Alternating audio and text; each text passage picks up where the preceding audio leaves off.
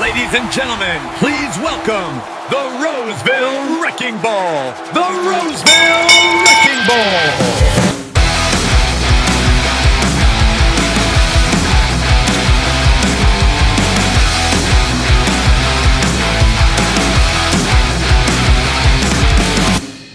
Joshua Shrum.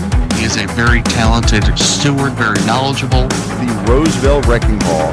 This is one of those podcasts where I listen to every episode. I love what he's putting out there. The Roseville Wrecking Ball. Josh Shrum. Parcels of Knowledge. Does a fantastic job with that podcast.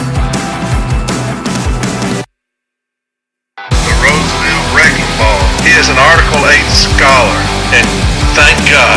We need Article 8 scholars right now. Tune into the Parcels of Knowledge podcast while you're on the route. That's the mailman's playbook, brother. Good morning and welcome back to Parcels of Knowledge, that podcast dedicated to delivering knowledge to the city letter carrier with your host, the Roseville Wrecking Ball. Today we are recording on a Wrecking Crew Wednesday. It's a special Wrecking Crew Wednesday with a guest, but first, as always, I got to give credit to that Wrecking Crew. We have our badass individuals that have been given to the Patreon so that this podcast can grow and become what it is today. So let's honor our Wrecking Crew members, which is the following people: Rick Steiner, ER, Tom Perry, Philip DeGilio, Chris Angeloff, Amy Tyvan, Ryan Ackers, Edmund DeVore, Miziel Guzman, Paul Serenowski, Jamie Gregory, Neil Beckman, Shannon Mossbarger, Kenneth Grigsby, Benjamin Shellhaas, Joni Weber, the Allentown Architect, Self-Care, G. Whiskey, Daniel Pitts, Mark Allen Kennedy II, and Jason Mudd. Thank you guys for everything you do. You guys are all incredible people. I think I know the vast majority of you. And Ryan Ackers, we're going to have you on sometime soon, like you were asking. But hey, to those badass individuals who are a Wrecking Crew, we salute you guys. And so this being a Wrecking Crew Wednesday, it's unusual. They have not chosen the topic, and that's because I didn't put the poll out today or yesterday or the day before. And that is because we're having a special episode where we're talking about a topic that I think is urgent, and we're just going to go right into, unfortunately, I'm going to override the Wrecking Crew this week. So please forgive me, Wrecking Crew, but we're not going to choose the topic this week. Next week, we'll be back into business, and we don't have an interview this Saturday, as far as I can tell. I might line the surprise one up, but we might have the first Saturday in a while that without an episode, but as you already have probably saw if you're on YouTube, we have a special guest here. So would you please introduce yourself for the record? My name is Lino Miranda. I am a 21-year letter carrier and shop steward out of Flagler Post Office in Miami, downtown Miami, Florida. All right. And to my best knowledge, I do believe you run a program called KREA. Can you explain what that is? Yes, sir. It's KREAresearch.com, and it's an AI, it's a vertical AI system, and all it knows about is USPS unions and their contracts. And you can basically ask it a question, hey, this happened at work, and it'll tell you what the violation is, and it'll give you supporting documents that it pulled from the MRS and any relevant arbitration case that it finds similar to your case. I can say, my personal opinion about the product. I think I tested it out myself. I have no vested interest, but I can say that I think it's a great starter for any new steward who is interested in learning how to build a case file. I think that it does build you a good foundation on which you should start your grievance. But of course, it comes with, you're going to have to put your own particulars into it and just double check it. But for the most part, it's a great tool, and I think that everyone should check it out. But Thank you, brother. Anytime, man. But although that is who you are and what you do, what we're going to go into today, unless unless you can figure it out through the title. But what we're going into today is going to be about undelivered mail. And since my guest here, he has some experience, would you tell us your experience with, representing carriers or trying to advocate for the proper delivery of the mail? Yes, my pleasure. When I arrived at Flagler, I immediately nothing jumped at me. I didn't really see a problem, but people, because I was new there, and people come up to you and they start talking to you about different issues that they see or know about because they've been there a while. And one of the main ones that we dealt with at Flagler is constant mail delays, mail just sitting, packages getting scanned, delivered, even though they're not, and uh, a lot of hours the carriers could have worked, management gets away with not using. So that's a problem. And, last but not least, the customer gets affected and none of this works without them. So we're falsifying records. We're lying to the customer. I like my things above board as a consumer also, because I purchase services from the post office too. So this affects me on both ends as a worker. Well, on three ends, as the worker that I am, as an advocate for working people that I am. Inflation is a problem out there. We could all use extra hours and extra money. And so that's one of the issues. I have a documentary. It's called Fraud at Flagler. I re-uploaded it recently. People could check that out if they like. And I talk about that along with a whole bunch of other issues. Did you see the Fraud at Flagler? Honestly, I did check it out. And Yeah. to be honest, it's been a while since I looked at it, but I thought it was pretty interesting. Yeah. And I would recommend, if you don't know Lino, he's an interesting character, and I think he's got his own style, and maybe you should check it out, see if it's something you'd be interested in. I think he's got a lot of information to share for sure, and a lot of people have particular opinions one way or the other, but sometimes you either love him or you hate him. But I think he's a pretty cool guy in general, and that's pretty cool. Now, what do you think about what they're doing right now when it comes to the mail? Like, I know you did that Fraud at Flagler, but I think in particular there has been a recent shift that I don't know if back then it was as commonplace as it is now, where there's probably half the country who are delaying entire. In fact, yesterday, my office had an entire route not go out. And that's just normal procedure now. Yeah. What do you And it think gets about that? more, I'm sorry to interrupt. I have a bad habit of sometimes doing that. It becomes, the more it happens, the more normal it becomes. And then we just don't see a problem with it. It just becomes gradually that thing. And every now and then the OIG drops a report on an audit that they do on some of these stations. And one of the things that they point out over and over again is mail delays. The Postal Service has the commitment, right? The commitment to deliver express mail, priority mail, and first class mail on the day of receipt. And that's words from the OIG reports that I'm using there. It's not language that I just made up. Well, and I'm sorry to interrupt too, but no, you're good, I have bro. the same issue, but it's Post Operation 621, Post Operation Manual 621. That's where it comes from, in case people were wondering. Right. So what I like to do is whenever one of these audits come out for a particular station, I like to get it and post it, make a big deal about the fact that, hey, look, here's the OIG saying that there's things going on and mail delays that shouldn't be happening. And I think you guys should maybe use this as part of your mail delay grievance. I think it could only help because this is an agency that's supposed to be looking over the Postal Service, and they have issue with the fact that the mail is being delayed. So I think I would love for this to be just a grievance that catches fire and just nationally everyone's hammering on it. In fact, that's the whole reason of me coming out and putting the documentary out was that. Like, that's what I wanted to get going. I was hoping that it would just catch on and people would be like, oh shit, this is a grievance we could file on this. And, we're still working on it, bro. Here we are, you and I working on it together. Well, I think we're starting to build that fire together, although you've already done some of the work. Did you see that a lot of carriers have today on Corey Walton's podcast. They announced my grievance starter for the undelivered mail, and it seems to be getting a lot of traffic for that grievance starter, as far as I can tell. Yeah, Philip DeGilio, he was he runs my website, so he told me about the traffic. Not today, but in general, like it's been getting some pretty good traffic. So I don't know.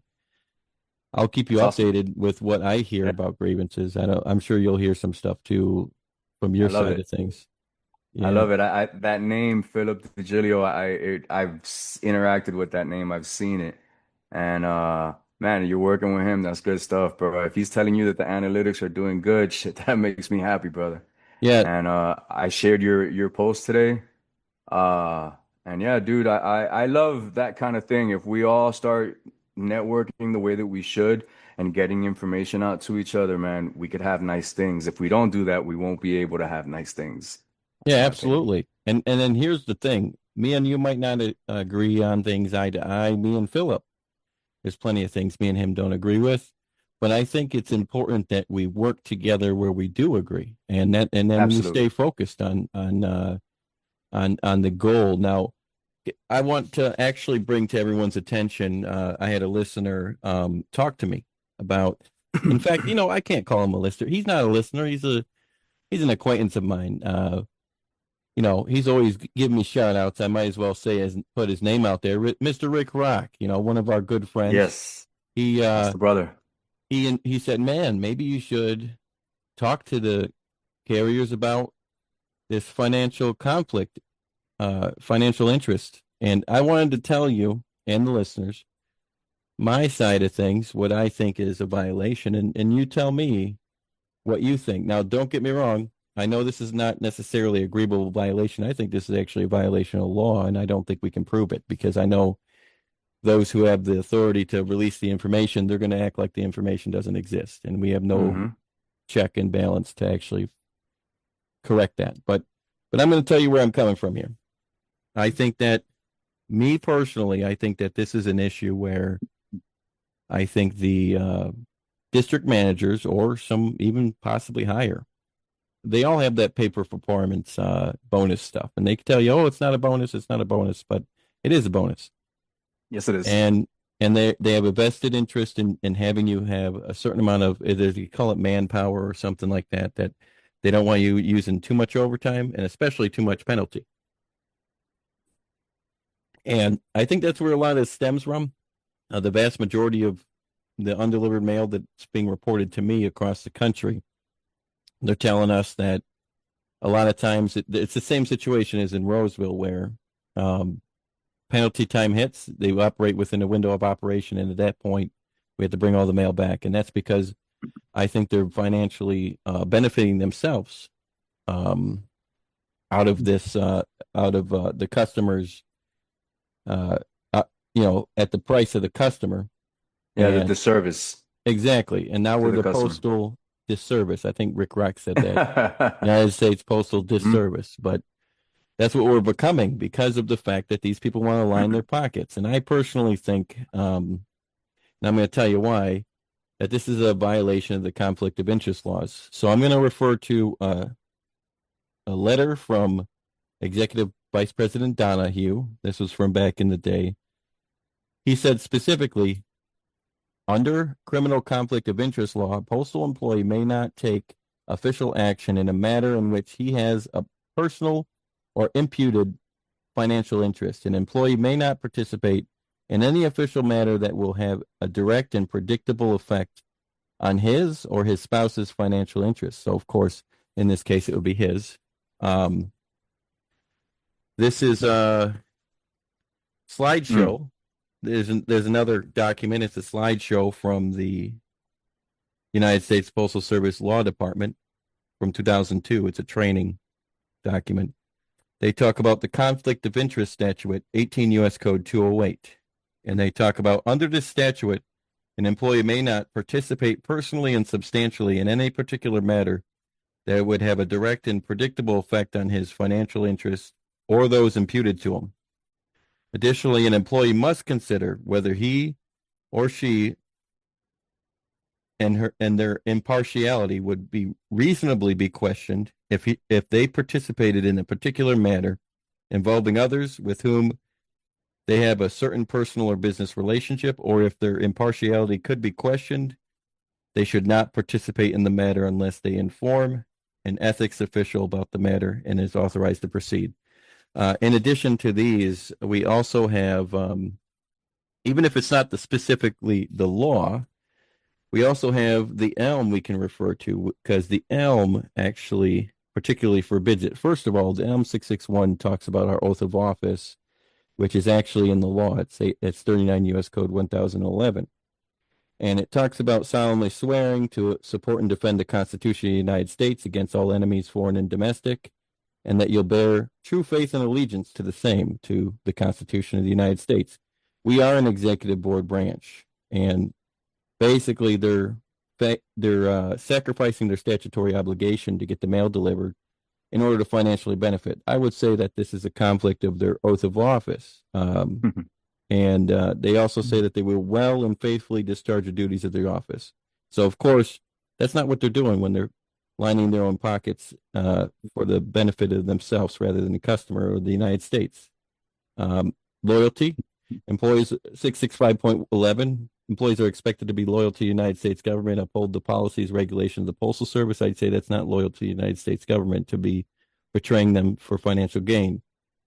Discharge your duties, of course. 665.13, discharge your duties conscientiously and effectively. I would say that's not happening. There's also behavior and personal habits, of course, 665.16, which talks about employees are expected to conduct themselves during and outside work hours in a manner that reflects favorably upon the Postal Service. Of course, Executive Vice President Donahue, which I don't agree with a lot of his opinions, but in that case of his letter, he did specifically say you should avoid even the appearance of impartiality, which is exactly what this is referring to. They're not conducting themselves in a manner that reflects favorably, even if they're not financially benefiting. It looks like they're financially benefiting. And last but not least, even the Postal Service has a directive that talks about avoiding the appearance of loss of impartiality in performing official duties. Postal Service's employees must avoid taking any actions that could lead to an appearance that the employee has lost his or her ability to remain impartial in performing their official duties. I think that it says, additionally, Postal Service employees must ensure that the performance of their Postal Service official duties do not give rise to an appearance of the misuse of public office for private gain. Therefore, an employee involved in any activity must disclose any personal business relationships the employee has with any third party or conflict of interest, indirect or direct, at the matter at hand. So, of course, I don't think that, me personally, I don't think they're following the appropriate protocol. What do you think about that? I agree with you. Man, let me just say this first. I really love your creativity. I love the angle that you're going, that you took, because when I was investigating this and looking into it, I didn't even think about that. And what you're telling me right now seems like a great angle to take, because yes, these people, they get bonuses, and these bonuses are based off of their performance metrics, whatever they are, the performance metric, whatever it is. And somehow or another, they get away with making it appear as if mail was delivered that wasn't, because the whole thing that lets upper management know is a system called the DCV. And if it isn't reported there, which the OIG report says that about only 25% of stations that have mail delay issues report anything on the DCV. If it's not on the DCV, then the mail delay didn't happen. Upper management doesn't know that there's a staffing problem and doesn't know that that area needs more hours to get that work out. And what the management side that makes these decisions gets for deciding something that harms the service and harms the customer is a bonus. So I absolutely love the angle that you're taking on that, because yes, it looks to me like there's a conflict of interest. I get bonuses if all the mail gets delivered. All the mail is not getting delivered, and I'm not reporting that there's mail being delayed on the appropriate system. So this whole thing is like a giant customer circle jerk to the customer. Yeah, I agree with absolutely. you and us. and us as well, because these are hours that we could be working. Which is why I wonder why the union is so soft on this shit. You know, like you would think that this would be, since it's happening nationwide, from what I could tell, because I talked to a lot of people, right? Yeah. You would think that the union would be all over this to make sure that, hey, not only is this bad for the membership because these hours aren't getting worked, this is just bad for the customer, and it's outside of the scope of management's job. They're not doing what they're supposed to.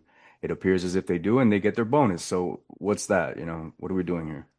So Absolutely. I'm glad that you're doing this shit, man. Salute to you, shit. We're gonna be talking more often because I could see the way you think. You're very creative and you think out of the box to get to that where you're at right now.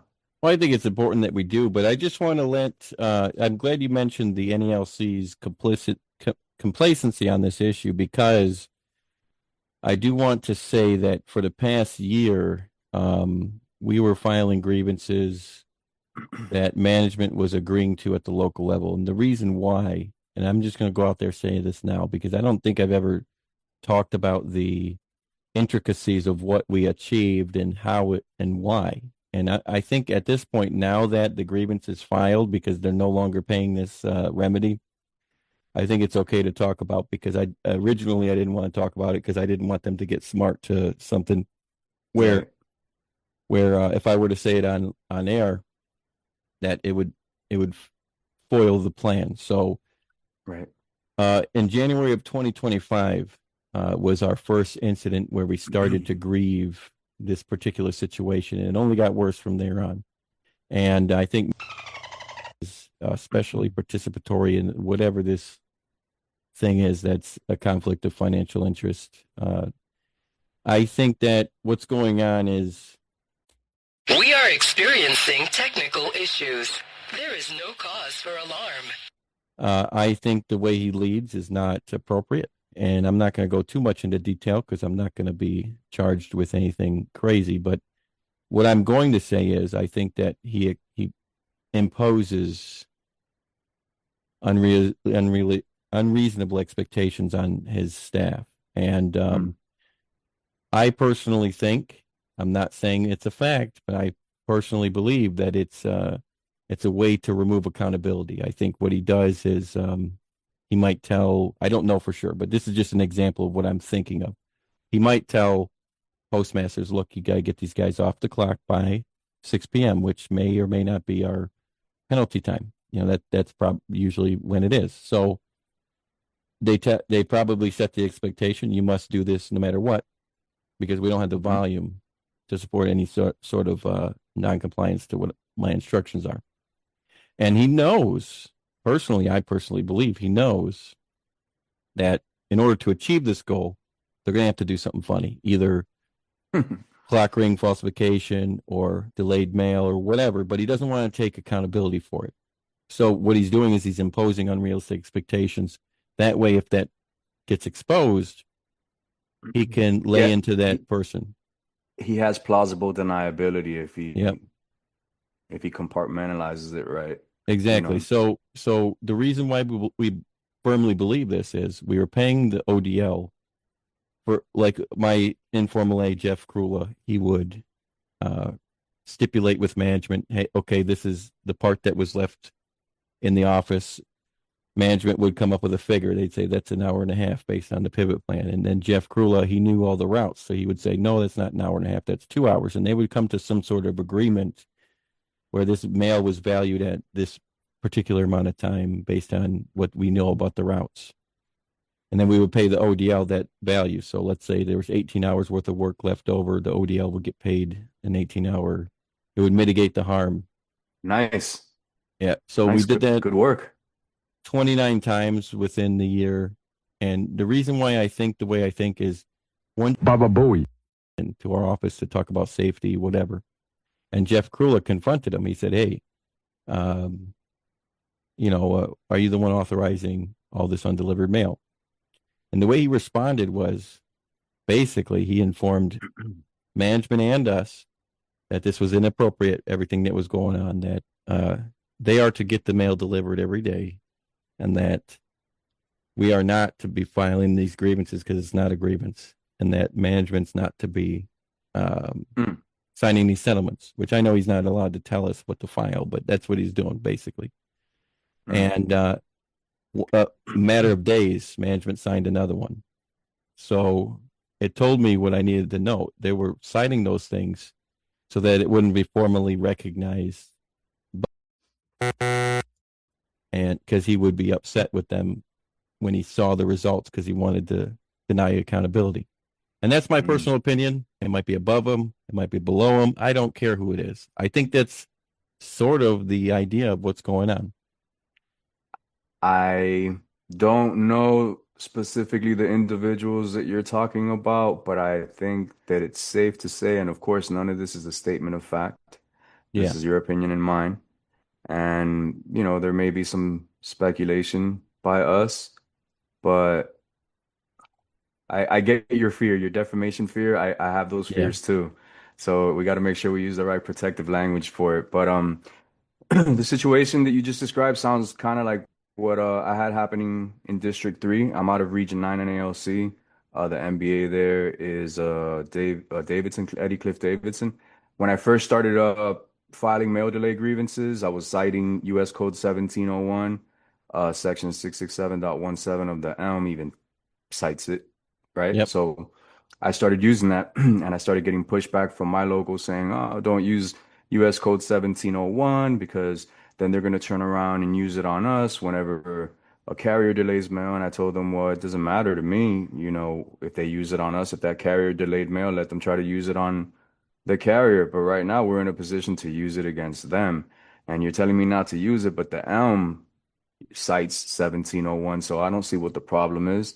And I had to go through a little bit of a tug of war, excuse me, on some emails there to be able to get my point across. And ultimately they filed my grievance. They used the same language that I did, because I saw they now use, well, I don't know that they're doing it right this moment, because I don't think those grievances are getting filed anymore. But they were using my language, the same contentions that Step A was sending to Formal A was sending to Step B. I was happy to see that that 1701 language was in there. So we started getting these things resolved at $500 a pop. And I know that sounds like kind of excessive, but the thing about it is that we don't catch every single instance of delayed mail. There could be 5 mail delays happening in the station, but I only hear about one, because not everybody is down for this kind of business, if you know what I mean. Not everybody's willing to send pictures and put their name on a grievance as they're the ones initiating the grievance for the mail delay, because they know that once you start doing that, management puts a little special focus on you. You start getting special attention and stuff, you know. So it's like another form of union busting and intimidation and, you know, violations of the NLRA, because you're chilling. There's a chilling effect that you got going on there with the membership when they start feeling pressured after having filed these grievances. But what happened, and I'm sorry to go on too long, No, it's all good. we were getting a ton of these things resolved at $500 a pop. I was very popular at my station because no one had ever filed anything pertaining to mail delays before, and I started doing it. And at first, the people were skeptical; they didn't think I was going to succeed with it, but I did, and they started coming back. 500 people were very happy with me. And then what happened was this is just all my opinion. I have no evidence of any of this. But what happened, it felt to me, was that they wanted these grievances to no longer be filed. And I started, catching a little bit of pushback. Oh, if they sign a 1571, then it's fine. And I'm like, no, it's not fine. I need to see that mail delay reported on the DCV. That's what I need for this to not be a grievance anymore, because that's what it says in the OIG report that they're supposed to do, and they're not doing. They don't want to let their bosses know that this shit is happening, because there's a bonus. There's some money that they won't get somewhere. And so at some point they were approving my $500 grievances like quick on the spot. And then they stopped. And then the ones that started going to Step B started coming back, instead of at $500 a pop, at $100 a pop. $100 a pop. So guys, if we're supposed to be increasing remedies to get a certain thing that they're doing stopped, this is supposed to create kind of like a pressure, you know, on them. Like, hey, if you're going to do this, it's going to cost you money. And if you continue, it's going to cost you more and more money. So once we bring it down to 100, we're removing that pressure. Now you guys could violate 5 times as much for the same price. So what are we doing here? Which is why I had all the things that I had to say about people like Eddie Cliff Davison and Freddie Fernandez and the president of my local branch 1071, Stephon Walker, who hopefully if I get a little lucky, I'll be replacing next year after the election there. But yeah, these people they didn't increase the remedy, they reduced it, and then that made me feel even more like, damn, there's something going on, and these people are working together to make this go away. Because look at this, what other explanation would I have? That's not a normal thing. Usually, an ongoing and continuous violation would result in an increased remedy, not a decreased one. So, started smelling funny to me, So I share a lot of those, feelings that you have about, hey, there's something going on here, and there's people that are in cahoots with each other. Although I can't prove it, that's my personal opinion. I share it with you. All right, man. So I think I pretty much got my point across. So I'm going to ask you the one question I always ask when I have a guest on. Is there anything else you'd like to add before I let you go? Yeah, man, there is, and I hope I'm able to deliver this and it's not junky and shit, but I think that it's not a secret that the labor movement in this country is shrinking, and I think that we should get as creative as we can to grow it.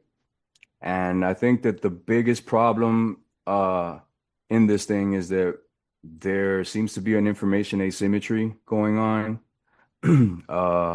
It seems like there's a lot of people online, a lot of members that are hungry for this kind of stuff, which is why these podcasts exist. And USPS is a tiny little world. There's 300,000 members and like 700,000 USPS employees. And so when you consider that, you look at some of the numbers that some of these podcasts do, and it's like, hey, this is respectable stuff, Yeah. But we got to get creative. We got to get the messaging out. We got to unite around the things that we all share in common. And what we all share in common is that we're affected by inflation. We're affected by wages that don't keep up with inflation. These COLAs don't cover 100% of the inflation. We shouldn't be okay with these wage agreements. I know we're not. We voted down the last TA, and but we should embrace ideas that grow it, and that's how we get people who are not labor and union people right now to join in. And I think labor has a messaging problem. I think there's a big faction of labor that has communist sympathies, particularly in the NALC. And I just see that turns the average person off probably in the union, because the average person doesn't believe that communism is a good thing. I know that about 18%, all right, 10% of union members nationwide are Latinos, about 8% are Asians. And a lot of Latinos and a lot of Asians have been affected by communism. In fact, they're here because they escaped their communist home country. And so you instantly, when they see these things, and I'm one of those people, by the way, my family comes from a communist country. When I see these things, I'm like, wow, this is the weirdness that turns people off about wanting to grow labor and expand the labor movement. That, and of course, the history of corruption and fraud and mafia ties that labor has. Those things, that messaging is what I think kind of stunts the growth of the labor movement. I plan to come up with content, deep diving these topics. I think they're important. I think most people don't know the facts. And yeah, that's probably the only thing that I would like to say, man, that we should organize around what affects all of us. And what we're all affected by is the decreasing purchasing power of the dollar. And You we mind don't if have if I respond to that? Yeah, absolutely. Well, it may not be in the way you expect, but I'm not going to say anything crazy either. We could disagree. This is something where I can't necessarily disagree with you, because I'm not going to comment on communism, of course. But what I am going to say is, it's kind of like what I brought to the table earlier today. I can at least say that there are things me and you disagree about, and there are a lot of things that we agree about. And the same goes with anybody. My best friend, Terry Furton, my best friend in the Postal Service, at least. He's from a neighboring. There's a lot that we disagree about, but we can be friends. We can be civil. as long as you're civil, as long as, Yes. there are things we're going to line up with. I don't care if you're communist. I don't care if you're, it's hard to say this part, but whatever, fascist or whatever. But because I kind of do care, but not that much. But like I care about the differences there. But I'm not going to tell you I'm not going to be your friend because you're way different than me. I'm going to say there are things we can't agree to, and let's work together on the things that we can agree to. So I don't know. I think this polarization comes from. I don't know if we should get politics involved. And I just think that in general, I'm not knocking anything you're going to be working on, but what I'm saying is in general, I think that we should focus on what we can agree to rather than our differences. 100%. I agree with you. And lately, I've made a couple posts on ADA arbitration about communism after seeing a couple of posts in favor of it. And what I have to say about that, I agree. We shouldn't be discussing politics too much, but since we work for the government and since labor rights are affected so much by politics, it's kind of hard not to. But to go to what you said, that we should be working on the things together where we agree and then just accept the differences where we don't. And I have an image to try to illustrate that. So I like to show that to the camera. You see where the two circles, you see where the circles intersect? Well, that's where we could work together. And at the end of the day, we're all individuals, right? So whatever individual battle you're on, I wish you luck, brother, but I don't have to support you on every single thing that you're on. Like, you could work on that on your own. We could work on this labor stuff together.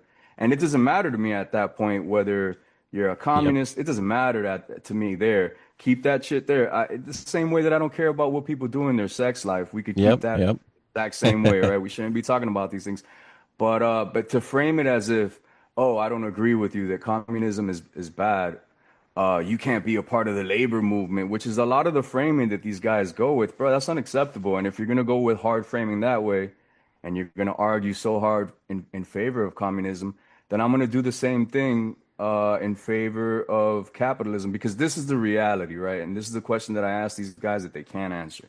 You can't point at a economy that isn't a free market that has a thriving labor movement. You can't point out to me a communist country where independent labor movements have survived and thrived. You can't tell me that. You can't answer that question. These are questions that corner these guys, and they don't have words for or answers for, and they start squirming and fucking running all over the place, and they start gaslighting and saying that you're manipulating and you're a bad faith actor, but it's just a reality. Man, So, politics are too complex for me. I don't like to get into that stuff, but contract, on the other hand, man. We could fight. We could go there. We could just work on that together, and that's cool. I appreciate you just letting me voice that, man. I mean, it's probably a little bit out of place, but I don't mind it. Everyone has a right to an opinion, and you're my guest. So, certain people may feel a certain way. I don't want anyone to take this away as I endorse a certain philosophy or one way or another, but because I don't really care about politics. Me personally, it's all about the labor stuff. I want to talk about the contract, but I do like the fact that you have your own particular opinion. I think everybody should voice what they feel, and I think that you shouldn't really care. And then everyone else who disagrees, they should just be accepting, and like they might not have to agree with you, but for the most part, like you said on that photo. Let's there was a Venn diagram for those people who are listening to just the audio version. Let's talk about the stuff where we intersect. I think that's a good takeaway. Right. Now, it was good having you on, man. Thanks for coming on. It was my pleasure. Thank you for having me on, brother. I hope to do it again soon, man. And we'll be in touch. You're a creative guy. I like the angle there, bro. That was impressive stuff. Good. I like it. Thanks. I appreciate it. And look forward to working with you in the future, man. Hey, man, my pleasure. I look forward to it, too. Have a good one. If these guys are getting educated, we will be in big trouble.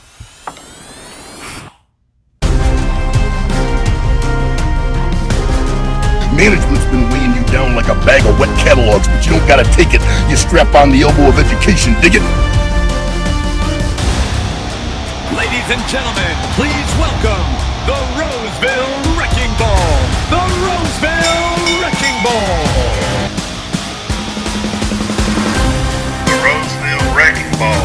an Article 8 scholar, and thank God.